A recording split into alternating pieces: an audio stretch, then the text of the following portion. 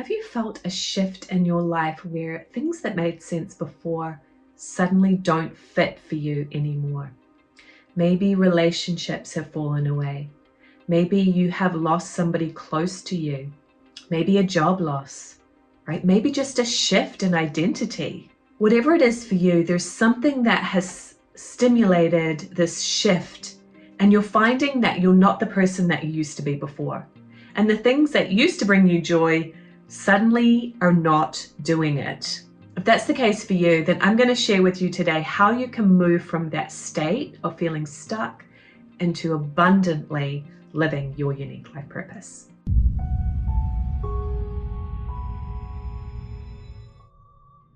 So we all go through times of transition in our lives. Sometimes it's a true outer transition, right? Some of those things I was just describing, the loss of a loved one, a job loss, right? Moving to a new place and suddenly you don't know anybody and you have to start over again. But sometimes those transitions are also just inner, right? Maybe nothing actually seems to have changed on the outside, but a whole lot is shifting and changing on the inside. First of all, I want you to know that transitions are normal. If you are on a spiritual growth journey in this lifetime, which hint, everybody actually is, but if you're really aware of your spiritual journey, you will probably find that you go through many times of transition. And because of the way we're programmed in our society, we tend to think that growth should be this upward climbing the mountain all the time. And actually, it's not like that. It's actually, spiritual growth is more like spiraling upward. I go out and have growth, and then I kind of come back and regroup it for a while, and then I grow again, and then I come back for a while. And maybe I'm learning the same lessons a few times over, but each time I experience them, I'm mastering it more and more. That's a more accurate description of how spiritual growth really is. So when you're in those times of transition, it's actually something to be celebrated, because it means that you are growing, and it means that your state of consciousness is expanding, and it means that you're ready for more. I don't mean more in an outer sense, maybe it is that for you, but what I'm more talking about is more growth, more awareness, more healing, and letting go and shedding some of the concepts and beliefs that maybe served you in the past but don't anymore. That's really the crux of what growth is all about, is realizing that maybe a concept that I had about life 10 years ago doesn't fit for me anymore, and being willing to shift, being willing to grow, being willing to expand into new beliefs and a new state of consciousness for myself, right? And when you do that, your outer environment starts to shift as well. You may find that people that you really enjoy spending time with, it's just not doing it for you anymore. It's nothing bad about them necessarily, but it's just that your state of consciousness has grown and you need to be more around like-minded people. Today, I'm going to share with you some of the steps to move through these times of transition with grace and healing, so you can move through them and get to the other side. Let's face it, it is not always comfortable to be in these places of transition and growth. But again, it's necessary, you can get through it, and the other side is there waiting for you. So these steps will help you to make that transition time less challenging and a smoother, peaceful transition. So step number 1, accept that you are no longer who you were. This can be tough because maybe you had a certain identity. Maybe you had an identity connected with your job. Maybe you saw yourself as a teacher or a nurse or a lawyer, whatever that identity might be. And so if you're no longer in that job, it's like, well, who am I? Maybe your identity was set up for being a parent, right? And now your child is growing up and leaving the nest.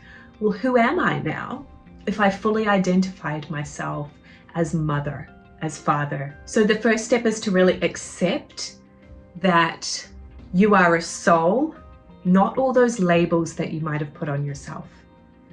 And the other part of accepting is really knowing that you're not the person you were 5, 10, 20 years ago, and that's a good thing. I know for me, if I get into my fears and worries, I might want to dwell on the past. I might want to go back to a time that seemed more fun or more fulfilling.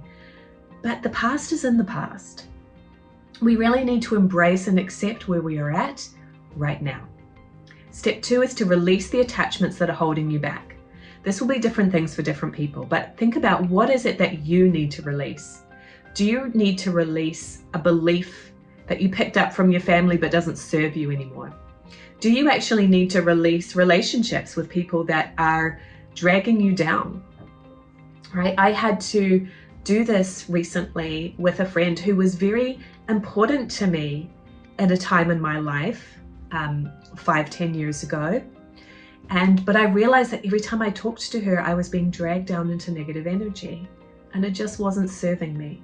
As much as I still love and care about her and I want the best for her, it was important for me to really realize that I needed to release that, because I don't want to be pulled back into old bad habits.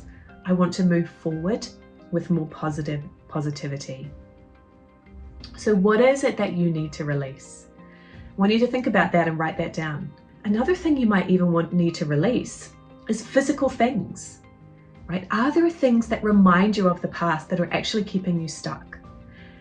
This might seem a silly thing, but it can be so symbolic, right? So if you've gone through a divorce, let's say, you might want to release any furniture or belongings that remind you of your ex-spouse, that kind of still has their energy infused in it. So you can really release the past and move on to your beautiful future. And step 3 is decide what you want. Get clear about what it is that you want to move toward now. This doesn't have to be this grandiose thing. Maybe for you, what you really want to move toward is more joy. Maybe what you want to move toward is more fulfilling friendships. Maybe what you want to move toward is more self-love, right? Maybe what you want to move toward is more fun. I know that was a big one for me a few years ago. I was not having enough fun. So think about that. Many people are programmed to want to be productive and to work hard and to be useful. And that's the only things that are important. But if you do that, you're only enjoying a part of this beautiful experience of life on planet Earth that you're here for. You want to have fun. You want to have friendships. You want to have great relationships. You want to have spiritual growth. All of these things are available to you regardless of how much money you have in your bank account. Really look at what is going to bring me joy. And step 4 is to embrace the change. Make a plan. It can be a simple plan. So for example, if you know that you want to have more fun, okay, great. What is it that's fun for you? I know one thing for me that has brought me joy over the past few years is going to concerts, right? Just going to live music.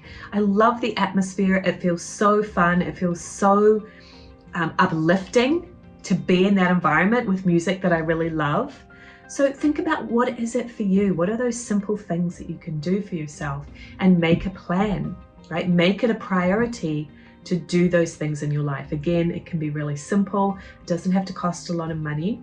These are the things that will bring you into joy and alignment that you've been seeking. So many of us have that tendency to deny ourselves. I want you to experience it all, experience the joy. If you're looking for more clarity and direction and finding your niche and purpose in life, I highly recommend that you get on the wait list for my Authentic and Aligned program. Authentic and Aligned is a 90-day transformational experience where you're going to find your deeper soul's calling, that mission and purpose for this lifetime that you have within you on a soul level. And once you're clear about that, you'll be able to align your work and relationships and any other areas of your life with that deeper soul's calling of what you're here to do, and truly feel that alignment, that joy of being in your niche in life. So go ahead and check it out at communicatewithangels.com/authentic and aligned. And while you're here on YouTube, check out this next video that will really help you to find your life purpose at this time.